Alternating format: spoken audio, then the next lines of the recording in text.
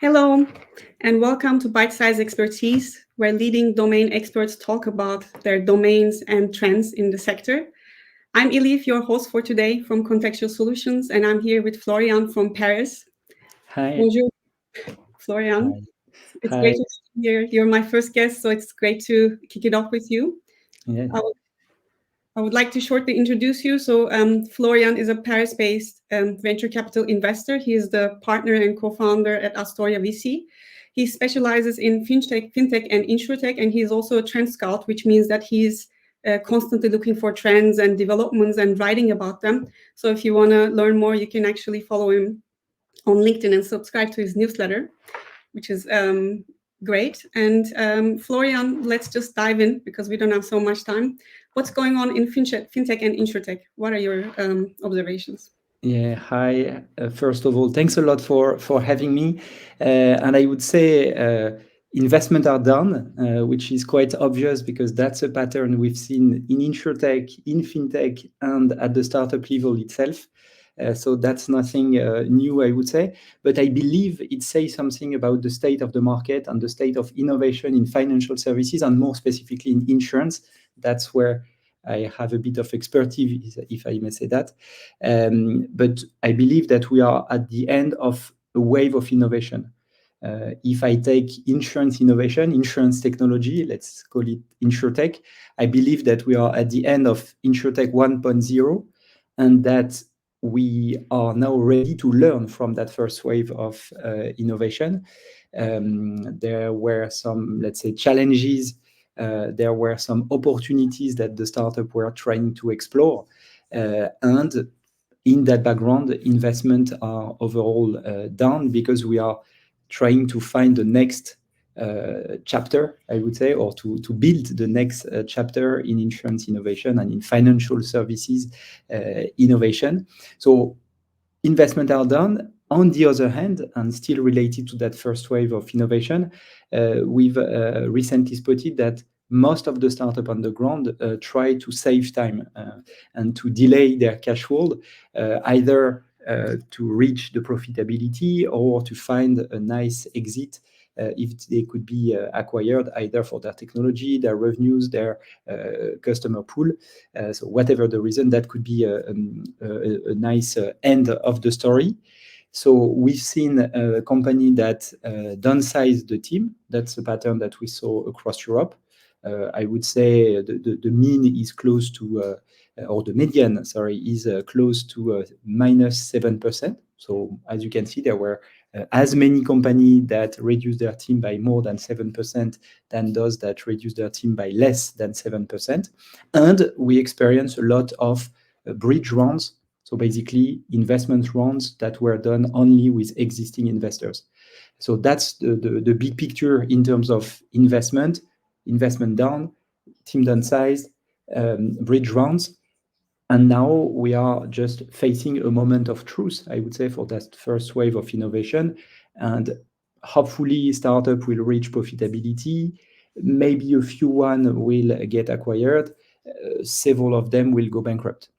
And that's it, I would say, for that wave of innovation. So that's for, let's say, the big picture on one side. Fortunately, I would say, the market is also feeding and building what's next in terms of insurance innovation, in terms of insurtech, in terms of fintech, and we see a lot happening at seed stage. For instance, last year in insurtech Europe, almost half of every round announced were below 3 million euros.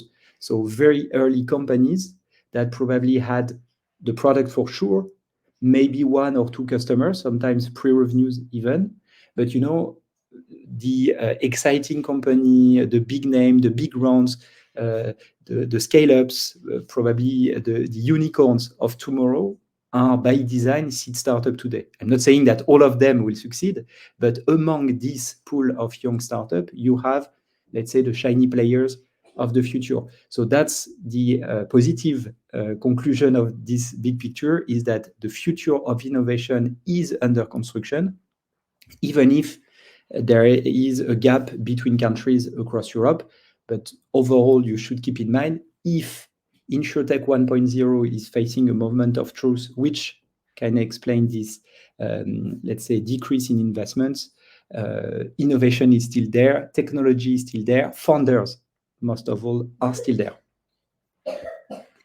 Yeah, that's an excellent summary. I mean, when you talk about market correction and bankruptcies, of course, it sounds a bit sad, but of course, it opens the chapters for new startups, like you said, and it's always new, exciting to see this innovation.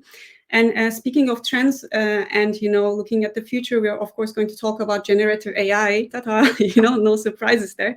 But before that, I would like to ask you about blockchain, which was also one of the trends back in the days, right? Why don't we see so many startups working, offering blockchain solutions anymore? What's going on there? Yes, you're right. That's a perfect example, I believe, of a tech which was hot during the first part of InsurTech 1.0. We saw a lot of experiments around that technology. And I would say, at least in our domain, again, InsurTech, there are not so many players still leveraging that technology, maybe because we were looking for problems to solve with that technology.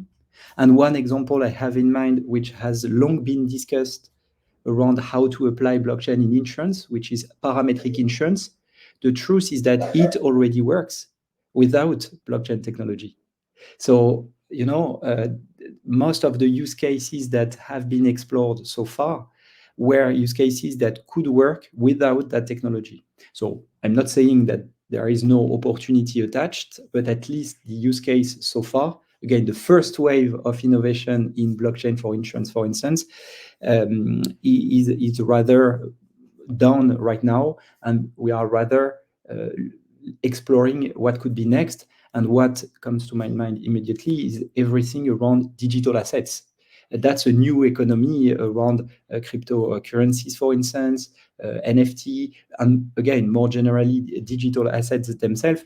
I believe there is a huge opportunity to build insurance products in that space to cover the risks that are surrounding these digital assets. So I think, once again, the blockchain technology is probably one example, again, of the end of wave one. Nevertheless, still a lot to apply. And I also believe it highlights one downfall in terms of innovation. I really believe technology is a necessity when you'd like to revamp insurance, or if you'd like to build the next insurance generation. Nevertheless, technology is not enough. So you need technology, but it's not because you have technology that you will succeed. So I believe that blockchain is one example. Definitely. I believe a lot of founders include, some hashtags or, some terms in their, pitch deck just to impress, the investors according to what's hot in the market, like you said. And it's true that, some technology or, some terms cool down, but there's still a lot to explore. And for instance, with new regulations, it might still heat up, like you said, with digital currencies or digital assets. Mika might be like leading the way, especially with standardized licenses. So there's definitely a lot to see. And when it comes to fundraising, I know as an investor you always answer this question, and probably you're sick of it. But I think founders always want to learn more and understand more about the fundraising process, especially in this difficult environment. So what are you looking for these days? And you said, you're looking forward to all these new and innovative solutions and founders. But I guess also the entry barriers are higher. How could they enter? How could they convince you? Yeah, I think it's interesting. You refer to the barrier probably higher than before. That's probably true. Again, there were less rounds announced last year, less money invested. We see on the market a few funds that have not done any rounds for the last 18, 24 months. So that says something about the market itself. Nevertheless, on the other hand, there are plenty of challenges that incumbents in financial services still need to tackle. And I think, again, back to insurance, what I know the best, I think that there are two trends that we still see in terms of investment, because it's related to challenges that incumbents raise themselves in front of the market. The first one is operational effectiveness. It was a trend that we hear behind the scene when we had discussion with C-level for the last 2-3 years. Now it's public. Everyone is claiming that it is looking for operational effectiveness. And one way to tackle that challenge is obviously technology.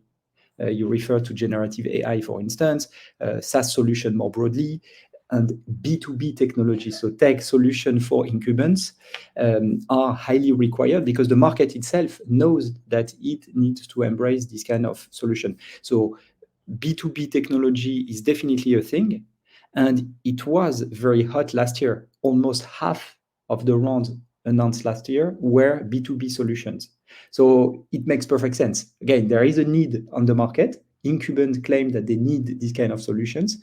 And in front of that, VCs are funding this kind of SaaS, B2B tech solution for incumbents. So that's the first wave. And there are still a lot of challenges to explore. So for the founders that are listening to us across Europe and probably beyond, there are still opportunities to explore. So just spot pain points, add value to the market. Thanks to technology, there would be investor to back yourselves.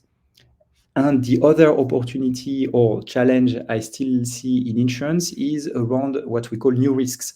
I believe that this makes the loop with the previous question on digital assets. That's one new risk, I would say. There is an obvious one which is related to climate change. There is one on cybersecurity, new way of working. AI could be in that section as well. Electric vehicles. Long story short, there are plenty of risks that didn't exist or were not that challenging a few years ago that are growing and that incumbents on which I would say incumbents don't have competitive edge in terms of data. So there is a high requirement to spot relevant data, access this data, get sense of this data through algorithm, and then ultimately corporate could carry these risks.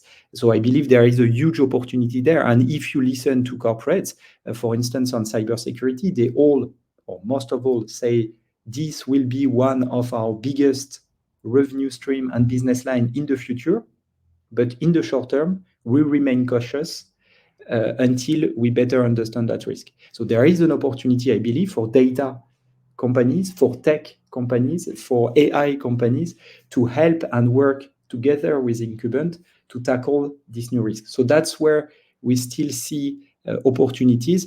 And again, this is where we already see heavy investment in terms of InsurTech. So if overall investment are done, again, it's rather due to the InsurTech 1.0 first wave, which is struggling because they need to share the first results. On the other hand, on these two challenges, operational effectiveness and new risk, there is an opportunity, and that's probably where technology could help. Yeah, definitely. And of course, when it comes to fundraising, there's a key word that we have learned since last year, that's profitability. So how do you demonstrate that as a first-time founder, as an MVP builder? How do you build an MVP? How do you convince the VC?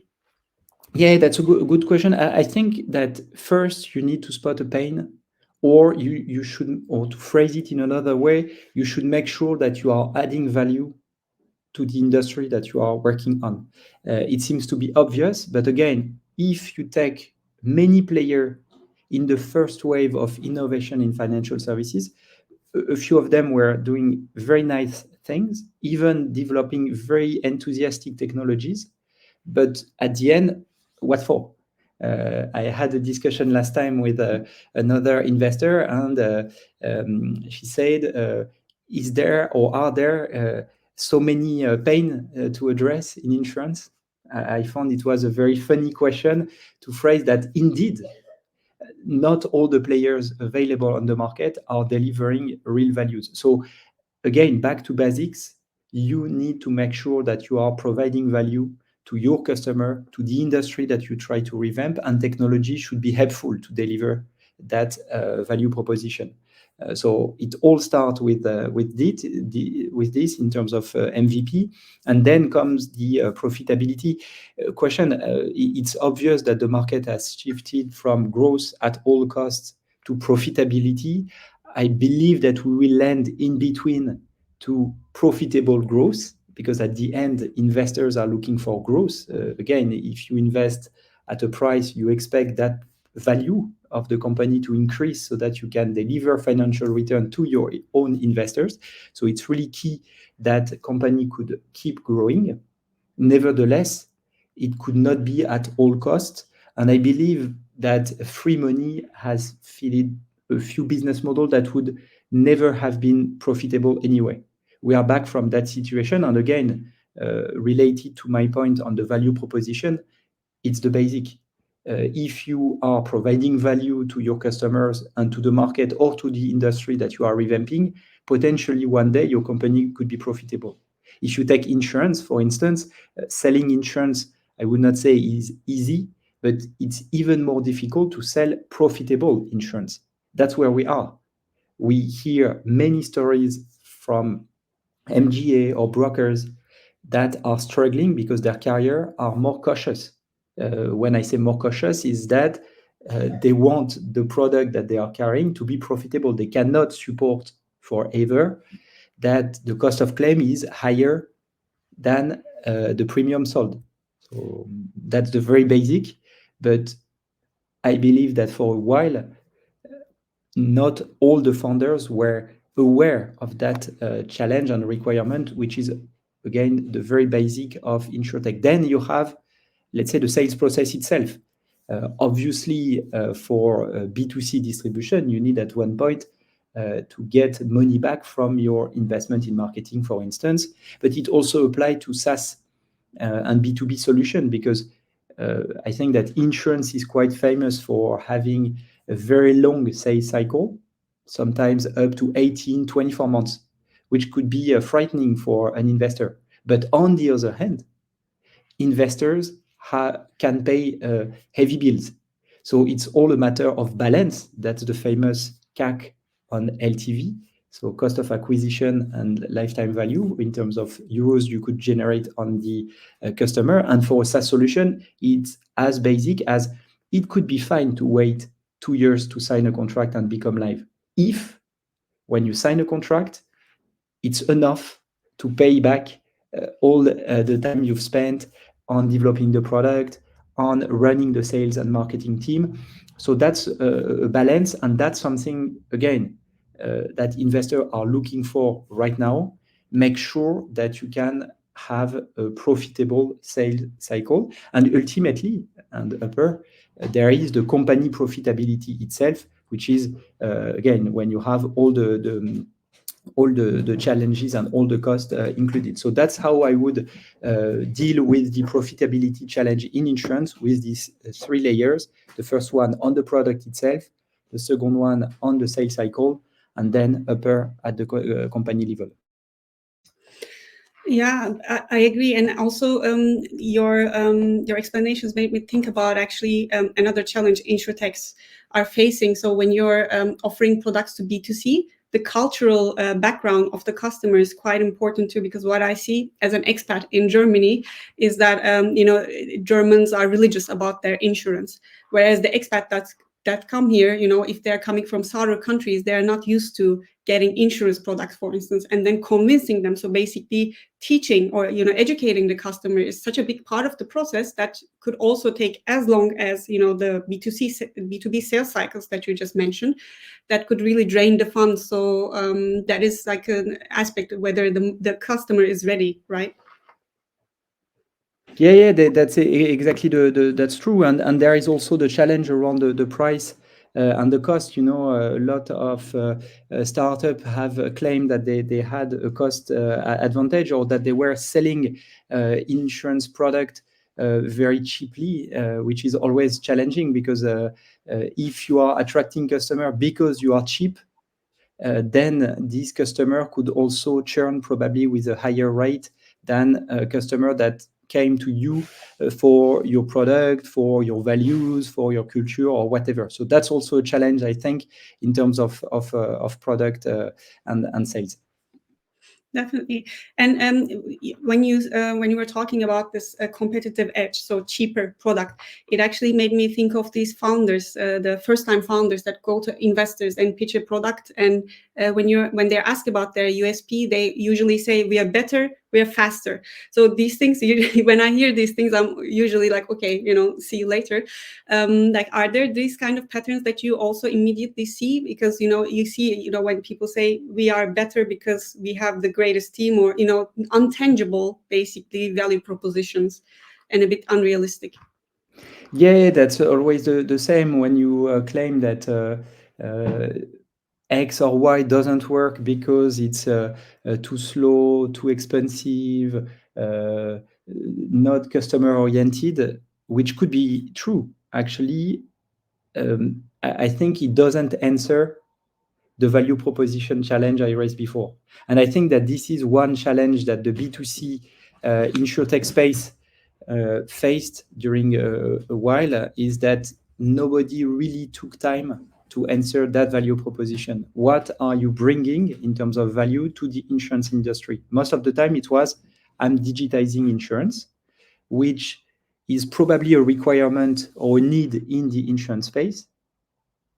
But when you say that, you again don't answer the value proposition. Okay, probably insurance need to be digitized. I believe, I'm not saying that all the insurance industry will move online, but on the other hand, I don't believe that none of the insurance industry will move online. So we will be in between.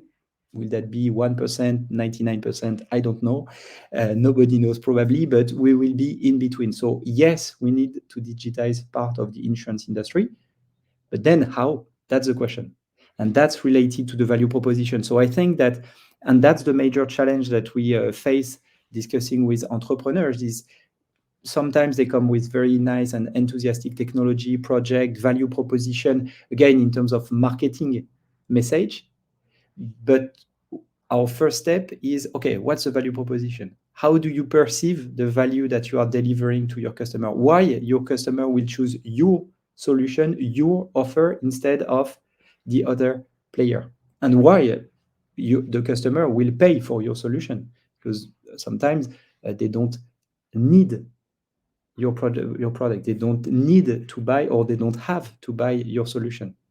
And it's exactly the same in terms of insurance. There are some products that are mandatory. They have to get, for instance, in France, you need to have a car insurance, you need to have a home insurance. You don't need to have a pet insurance. So why would people go to your pet insurance? Why would they buy a pet insurance solution, for instance? And after they say, okay, I want to buy a pet insurance solution, why would they go to you?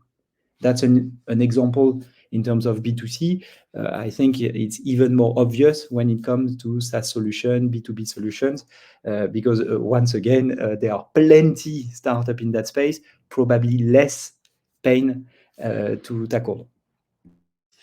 Absolutely. I mean, talking about insurance is one thing, but if you're talking about InsurTech, digitalization is a default feature, so no need to even talk about it as a USP. You're absolutely right. And I have one last question about the sector. So we talked about a lot of trends and your foresight, but could you also explain how will generative AI change insurance, or what are your expectations? And then I'll have a lighter question for you. Yeah, I think that in terms of generative AI, first, I would say we ran a study on how AI is already applied to insurance. And in Europe only, we found 70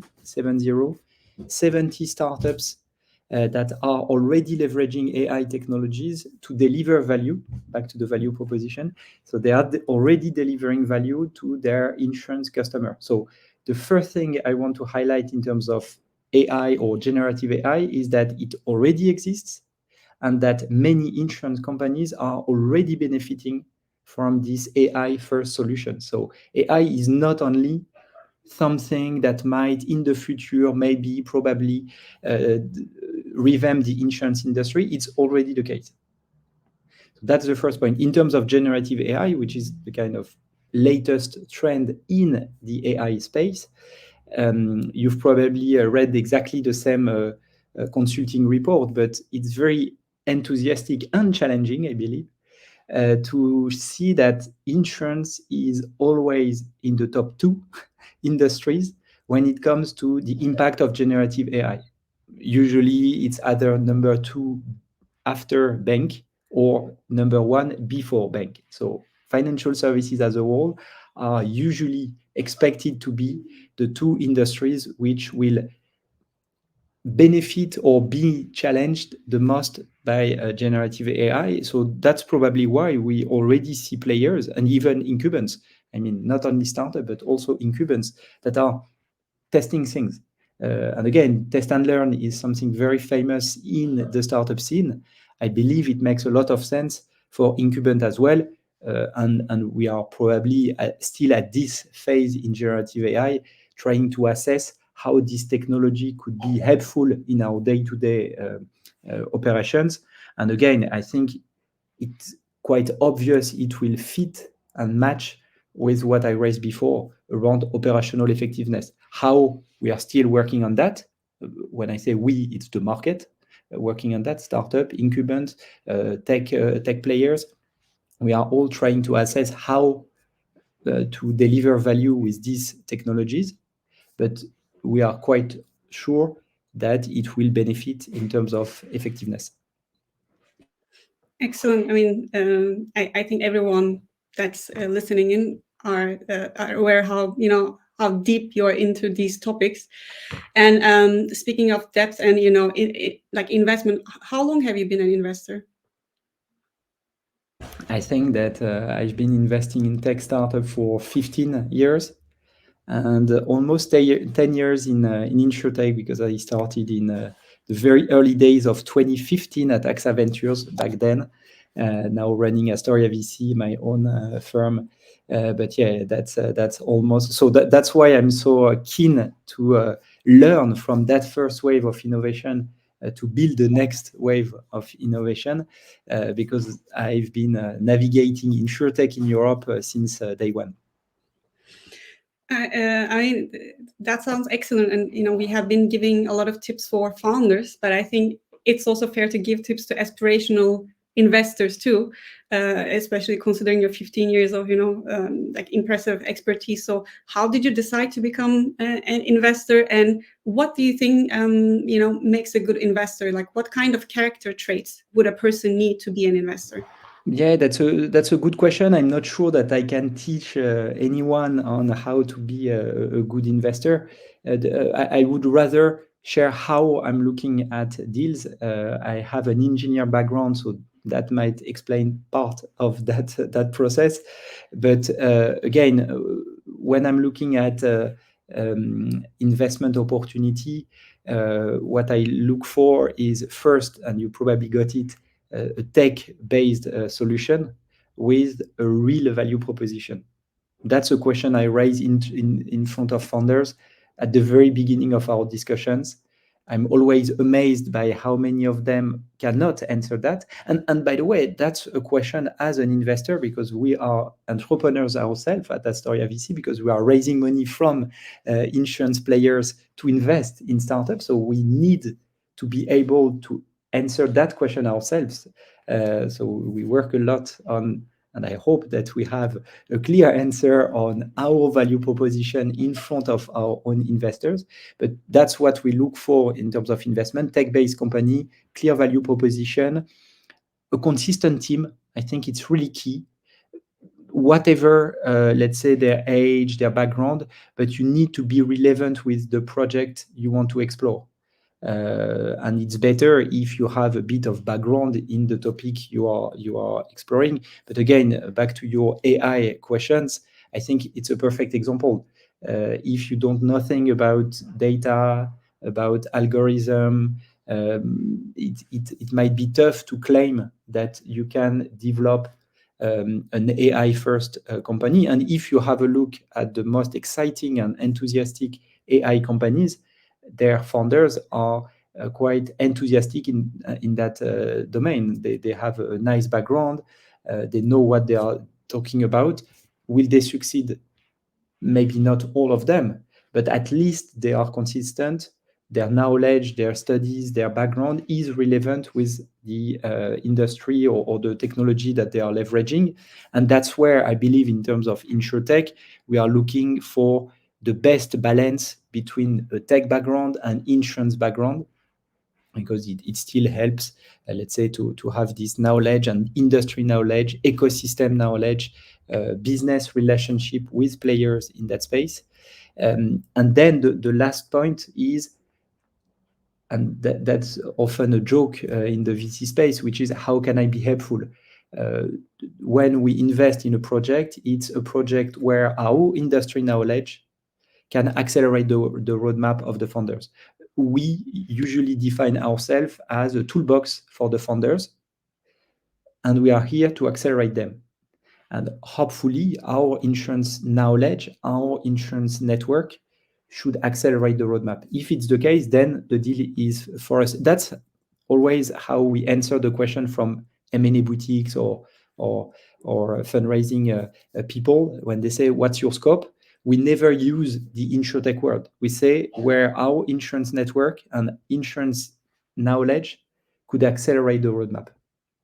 So it's way beyond just InsurTech. Could be fintech that you referred to at the very beginning, cybersecurity, digital health, mobility. Long story short, many adjacent spaces. Again, if our insurance knowledge, the fact that we've been navigating InsurTech since day one, the deep connections that we have with hundreds of insurance players across Europe, if this could be helpful for you, then the deal could be interesting for us to explore. That's probably the value proposition for the founders, by the way. Yeah, both sides. I mean, what I understand is that, whichever side of the coin you're at, whether you're a founder or an investor, it just helps or is better if you are an expert in your domain or coming directly from the scene. If you're a tech investor, that you are in tech or worked in tech. If you are a tech founder or insurance tech founder, that you are coming from insurance or tech. So, you get into the concept better and identify the problem better, right? Yes, or at least that's my thesis. But what I really like, and being industry not expert, but having a bit of knowledge in insurance, we usually co-invest with VCs that are not specific to the insurance industry because they are bringing something else to the table for the founders and even for ourselves. Because they've been growing startup for ages, they have, a deep knowledge of SaaS, a deep knowledge on how to structure a sales cycle. So I'm not saying that you need to be a vertical investor to succeed. There are plenty of horizontal players that are well known and very successful. But I believe that if you want to have a chance to differentiate yourself from these big players that are well known on the market, the only way is probably to have a vertical approach, because that's where you could be helpful to the founders alongside the others that have no vertical expertise. So it's rather a way to differentiate ourselves, and again, probably a way to answer the value proposition question that we always try to answer ourselves. Mm-hmm. Yeah, that makes sense. And when we are talking about deep knowledge, and I'm always happy to read your weekly newsletters and the curation that you do. That means you're really trying to stay on top of things. How do you manage that with this busy schedule? Like, how do you research and find resources? Yeah, I think I think it's part of my job actually. So curating content, creating content is part of the job. On the curation side, I believe it helps spot new players, spot new trends, learn more from corporates. What are their challenges? What are their roadmaps? So we read a lot, and I believe it's part of our job to have this kind of curation job. On the other hand, sharing articles, sharing views, sharing ideas is also a way to test and learn our own thesis, or to push an idea. When I raised the point a few months ago now that maybe one day home insurance will be replaced by climate insurance, again, that's just an idea. When I saw so many insurance companies leaving California, for instance, due to climate change related cost of damages, I say, okay, maybe we need to rethink the way to insure homes in that space. That's where technology could help. So it's just a way to say, okay, why not? And then, you get feedback from the market, from funders, from other investors, from insurance players. I'm not saying they are all saying, yes, that's a good idea. That's not what I'm looking for. I'm rather looking for a challenge. It could be a support. It could be here you're wrong and you should have this in mind. So it's again to feed our own thesis, the opportunity that we see on the market. I find it very enthusiastic to share them publicly, and that's why social network, LinkedIn, where I'm quite active, and you refer to my newsletter, it's a curation again. So I'm choosing the topics that I'm covering. It's on purpose because that's topic that obviously I'm interested in. I want to cross-check the interest from the market, and when I share my views, is to collect feedback, and it's really helpful. So that's why, and once again, content curation and creation, I believe, is part of our job, because again, it can help on spotting trend, spotting startup, spotting the next customer of our startups. So again, it's part of the job, and I really like it as well because I'm really curious, or I hope to be curious, which is probably one skill to be an investor, or to be an entrepreneur, or to revamp an industry, to be more generic. I love it. It's not about just taking from the industry, but also giving back and exchanging. So that's really cool. And thank you for sharing your insights and your secrets, so to say. Do you have any last words or anything you want to share?